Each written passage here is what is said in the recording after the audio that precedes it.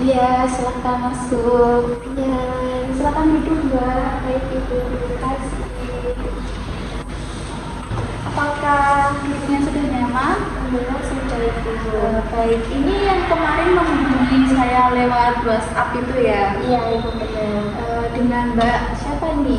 Kebetulan perkenalkan nama saya Firda Sabrina Wisyanti. Ibu bisa dipanggil Firda biasanya Ibu. Oh, dengan Mbak Firda ya. Iya. Mbak Firda ini sudah sekolah atau kuliah nih? Kebetulan saya berkuliah Ibu di semester 5. Jadi semester 5 ya? Iya betul Ibu. Semester 5 jurusan apa nih Mbak? Kebetulan saya mengambil jurusan bimbingan dan konseling juga Ibu. Jadi BK ya Mbak ya? Terus apa kesibukannya di semester 5 ini? Kesibukannya sih sekarang kan kalau di semester 5 ada kayak sus gitu ya Bu.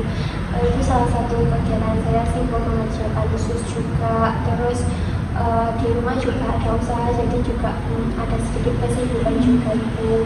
Lalu kemarin juga sempat mengikuti kayak volunteer kepanitiaan gitu. Jadi kegiatan akhir-akhir ini seperti menjalankan bisnisnya di rumah dan juga sus ya, karena di semester ini tuh ada mata kuliah sus. Iya benar sekali Ibu. Oke baik. Ini sebelum tadi kesini tuh Mbak Firda gimana nih perjalanannya? Berhubung sekarang hari Senin ya Ibu, jadi Iya. cukup macet sih Ibu. Iya tadi saya juga pagi-pagi juga macet sih. Iya. Baik. Mbak Firda ini tahu saya dari mana? Kebetulan saya memang tahu Ibu dari teman-teman saya sih Ibu. Terus teman saya kemarin katanya ada yang berkonsultasi bersama Ibu, dan ternyata mereka menurut saya juga ada perubahannya gitu dari cerita-cerita mereka, sehingga saya juga tertarik gitu Ibu. Jadi dari temannya Mbak Firda ya yang merekomendasi untuk datang di konseling saya hari ini ya. Ya, tapi itu keinginan saya sendiri Bu untuk berkonseling. Cuma memang direkomendasikan oleh teman saya gitu. Oke baik. Baik jadi saya akan memperkenalkan terlebih dahulu ya. Tapi sebelumnya saya mengucapkan terima kasih untuk Mbak Firda bisa datang dalam sesi konseling pada pagi hari ini ya. Pagi hari ini tuh sangat cerah banget ya. Semoga nanti nggak hujan ya Mbak ya. Iya, amin. Oke, jadi saya perkenalkan, jadi nama saya itu Fenia Indasari. Mbak Firda ini bisa menyebut saya dengan sebutan Mbak ataupun Kak ya, karena saya rasa umur kita masih sama ya sebenarnya. Iya, baik. Baik, jadi apakah Mbak Firda ini sudah pernah melakukan sesi konseling? Kebetulan belum pernah sih Bu, ini baru pertama kali juga Ibu. Oh, jadi ini pertama kali ya? Iya, pertama kali. Baik, jadi saya akan menjelaskan terlebih dahulu apa itu konseling dan juga asas-asas yang terdapat dari sesi konseling yang Mbak Firda penting untuk diketahui ya. Jadi konseling sendiri itu merupakan nanti saya sebagai fasilitator atau konselor yang akan menangani ataupun nanti juga sebagai fasilitator untuk Mbak Firda sebagai konseling untuk menceritakan permasalahannya Mbak Firda ya. Dan juga dalam sesi konseling ini mempunyai asas, yaitu yang pertama ada asas keterbukaan. Jadi saya minta Mbak Firda di sini lebih terbuka lagi terkait dengan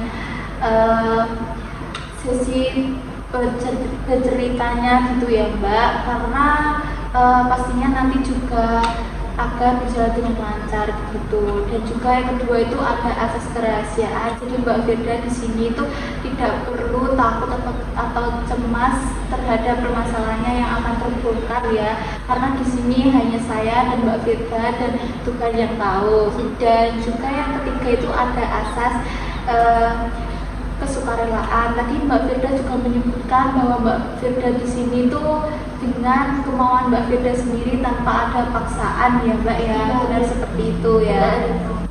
Baik, jadi karena Mbak Firda sudah datang ke sini dengan kemauan sendiri tanpa ada paksaan orang lain ataupun pihak ketiga gitu ya. Di sesi konseling ini terdapat 30 sampai 40 menit. Apakah Mbak Firda setuju? Setuju itu. Jadi nanti kalau sesi konseling ini akan berlanjut lagi, nanti kita akan membuat untuk sesi pertemuan selanjutnya di sesi konseling akhir ini ya Mbak ya. Iya itu.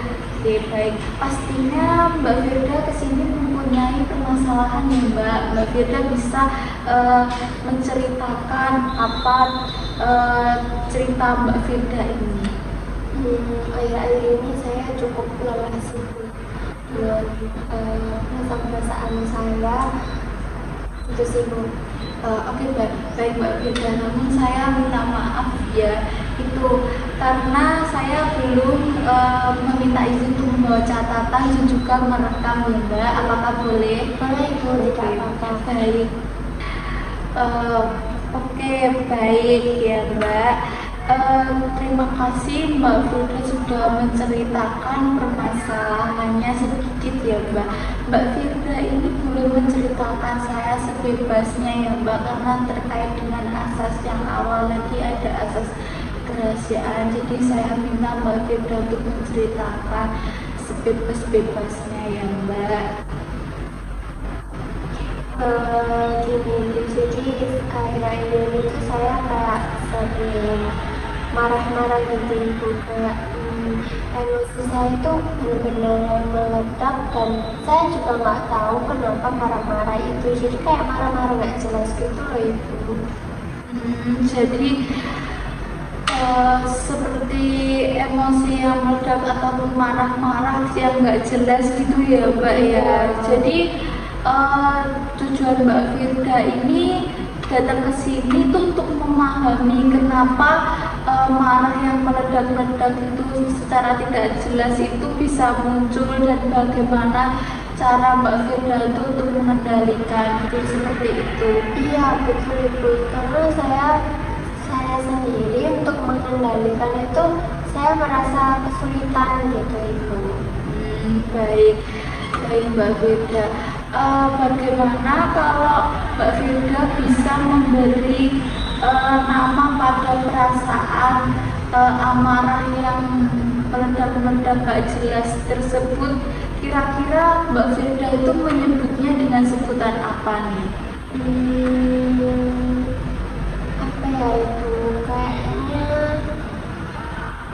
Kayaknya sibuk waktu Ibu, karena saya merasa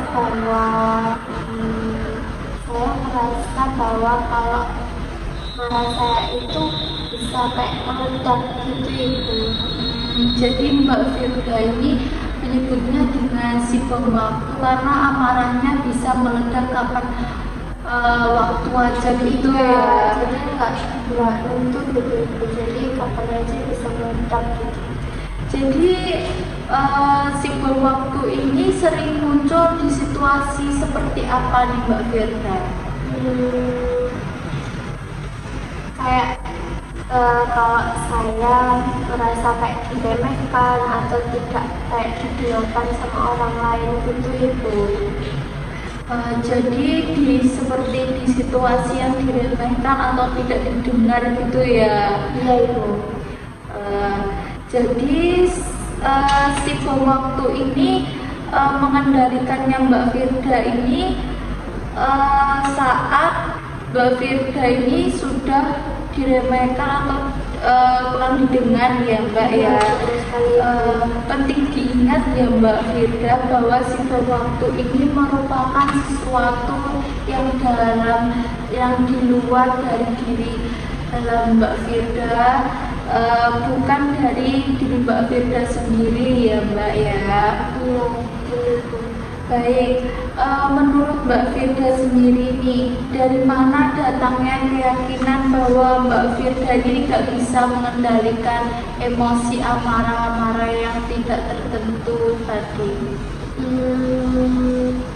Kalau saya marah itu tiba-tiba saya bisa bicara kasar gitu, lalu juga saya kayak nggak mau diganggu, menutup diri gitu. Terus saya juga bisa kadang kalau marahnya itu luar biasa, saya juga bisa bantu mereka gitu Ibu. Baik, jadi amarahnya tuh seperti bicara kasar, membanding barang, terus juga menjauhkan diri seperti itu ya Mbak ya. Betul, Ibu. Jadi jadi Mbak Firda ini belajar bahwa kemarahan tersebut merupakan cara Mbak Firda untuk bertahan ya, yang tadi Mbak Firda katakan untuk ketika marah bicara dengan kasar, menjauhi diri, dan juga membanding-banding barang. Apakah itu merupakan alat atau cara untuk Mbak Firda tetap bertahan? Iya sih Ibu, itu salah satu cara buat saya bertahan karena waktu kecil ya Ibu, saya tuh kayak sering dimarahi gitu Ibu sama orang tua saya, sama sekitar saya. Jadi saya berpikir kalau saya marah itu pasti bakal didengar sama mereka. Tapi kalau saya diam itu nggak didengar gitu. Jadi Mbak Firda ini menjadikan bahwa amarah tersebut menjadi alat ya yang tadi ya. Iya betul Ibu. Baik. Tapi apakah Mbak Firda ini selalu seperti itu ketika Mbak Firda itu ingin sekali didengar gitu atau tidak diremehkan supaya orang itu tetap mendengarkan Mbak Firda begitu? Enggak juga sih Bu, soalnya kalau saya diam orang pasti juga nggak bakal peduli kan gitu. Jadi nggak selalu kayak begitu ya, jadi nggak selalu marah ya. Oke, baik. Itu bagus sekali Mbak Firda, itu sudah menunjukkan bahwa Mbak Firda ini sebenarnya bisa mengontrol cara menyampaikan emosi amarahnya Mbak Firda ya. Dan ada bagian dari diri Mbak Firda ini yang tahu kapan Mbak Firda ini bisa tenang. Dan sekarang Mbak Firda coba deh, Mbak Firda ini ingat pernahkah Mbak Firda ini berhasil untuk menahan amarahnya Mbak Firda?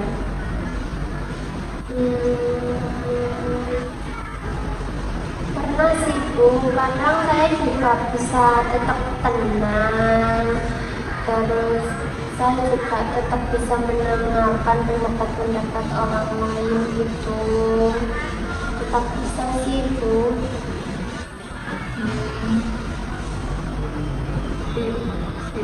Kita di sini pakai dulu Saat apa?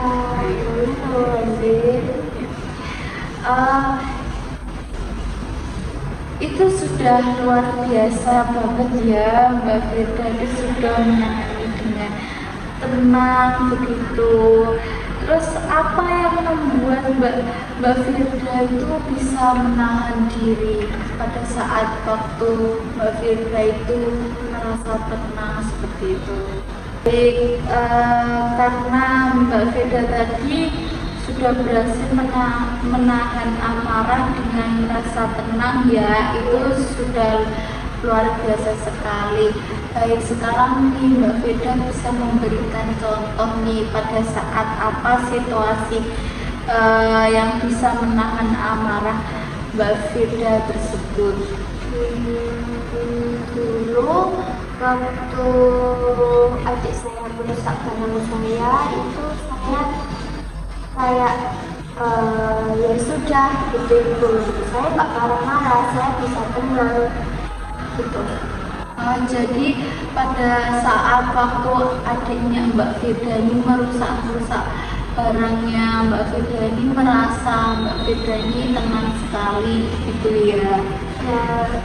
Dia itu tetap bisa berusaha untuk tenang, dan saya juga kemarin sempat kayak keluar keluar dari rumah dulu untuk menenangkan diri sejenak gitu, lalu juga sudah bisa keinget gitu. Jadi selain itu Mbak Firda tuh juga punya cara untuk keluar dulu ya dari rumah gitu agar situasinya tuh lebih membaik lagi dan lebih tenang untuk Mbak Firda sendiri gitu. Artinya Mbak Firda ini saya rasa itu sudah mempunyai nilai kepedulian dan kendali dalam diri emosi Mbak Firda ini kuat ya Mbak ya.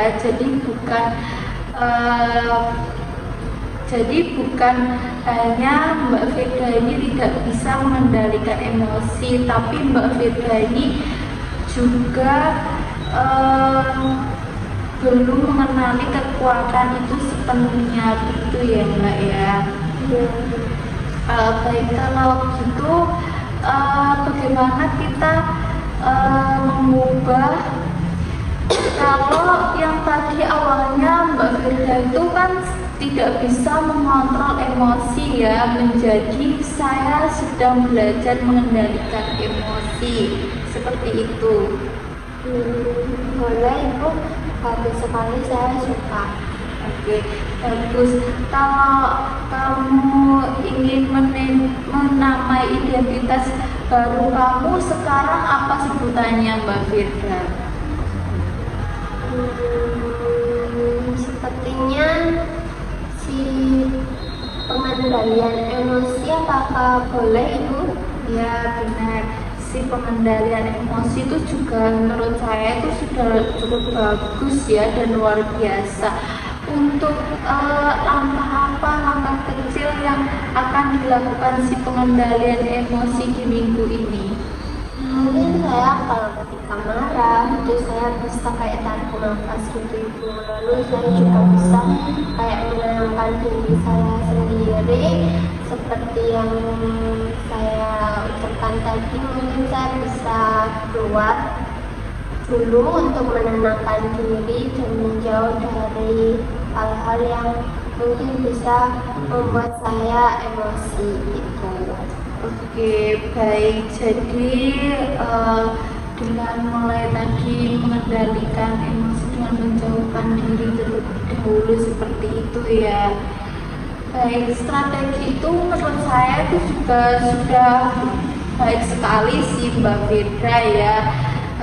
Baik dalam bentuk nyata dari pengendalian dirinya Mbak Firda sendiri ya.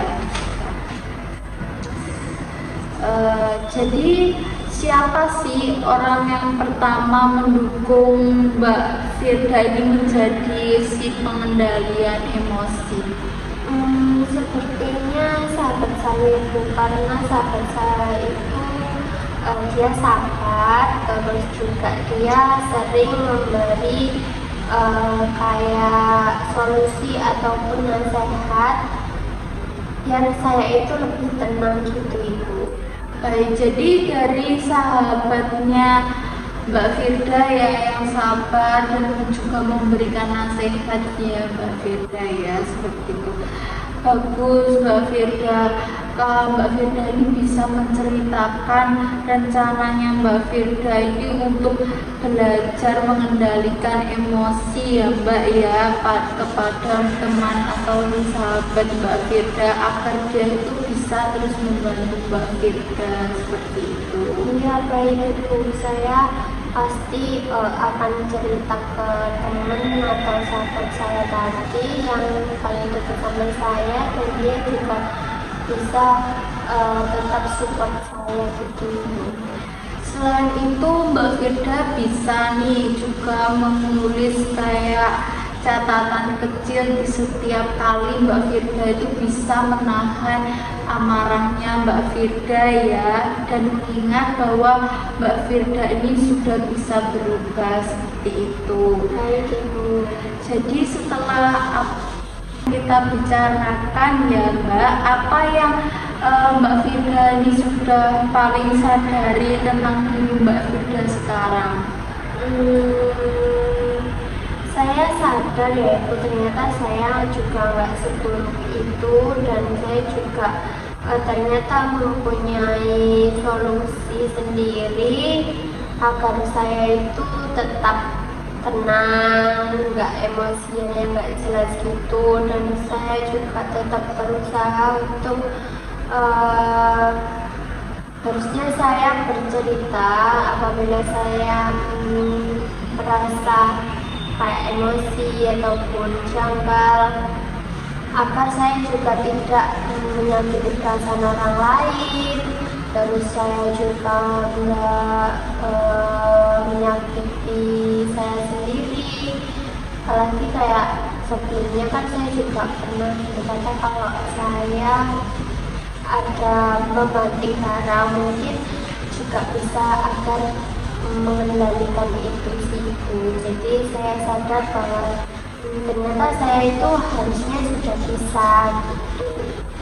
Nah, jadi setelah dari si konseling ini yang Mbak Firda sadari itu, Mbak Firda jadi merasa tenang dan berusaha dan juga bercerita kepada teman Mbak Firda gitu ya, dan juga bisa yang tadinya awalnya itu Mbak Firda itu membanting barang-barang ketika Mbak Firda marah, sekarang bisa mengendalikan diri seperti itu ya Mbak ya. Iya, benar sekali Ibu.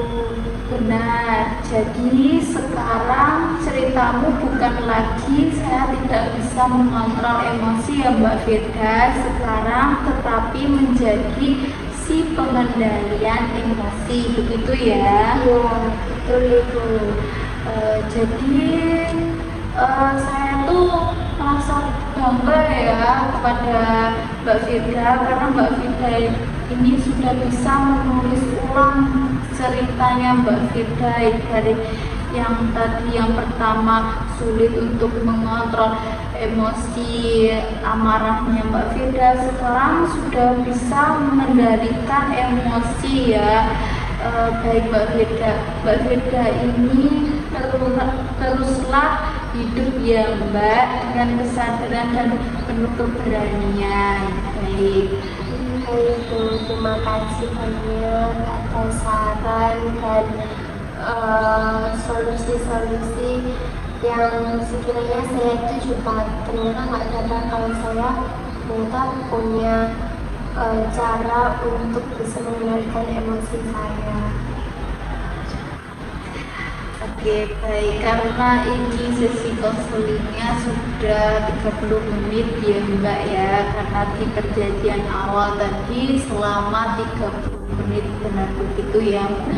Saya akan meringkas terlebih dahulu ya Mbak untuk sesi konseling hari ini. Jadi Mbak Firda itu yang awal tadi merasa Mbak Firda ini emosi ya, dan emosinya itu amarahnya itu yang kayak sulit untuk dikendalikan, seperti tadi Mbak Firda menyebutkan kalau emosi berbicara kasar, membanding-banding barang atau menjauhkan diri gitu ya. Lalu Mbak Firda itu menamainya dengan sebutan si waktu, karena marah-marahnya itu sewaktu-waktu dan tidak jelas gitu ya Mbak ya. Dan Mbak Firda ini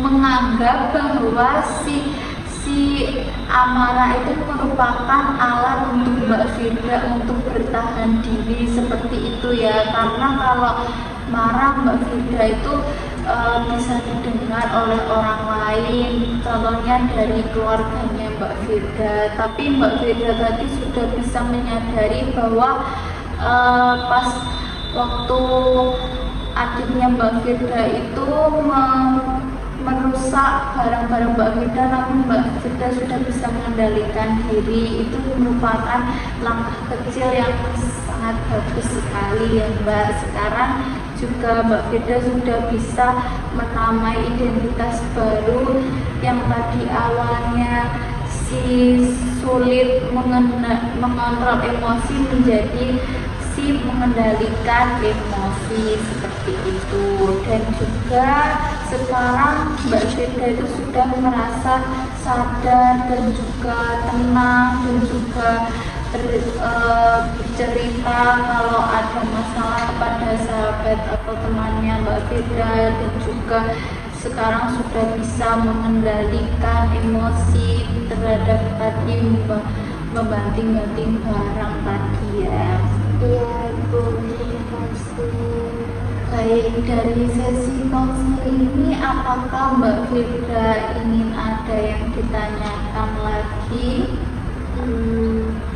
Yang dimaksud Ibu untuk catatan kecil itu, apakah itu nanti dikumpulkan atau gimana ya Ibu?